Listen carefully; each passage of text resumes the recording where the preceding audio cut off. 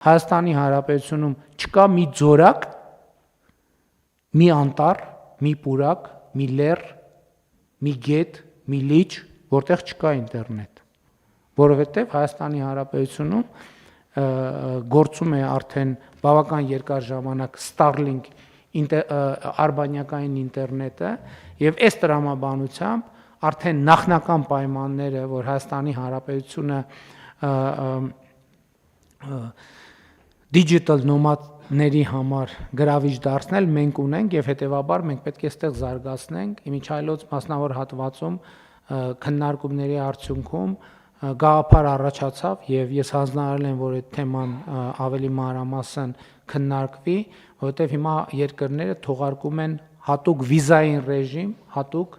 digital nomad-ների համար եւ մենք պետքա նույնպես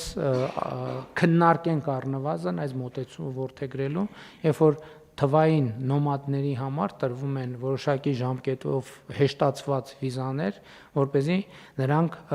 իրենց ճամփորդությունը ավելի հեշտությամբ իրականացնեն եւ իհարկե զբոսաշրջային ենթակառուցվածքները հատուկ նշանակություն են այս տեսակետից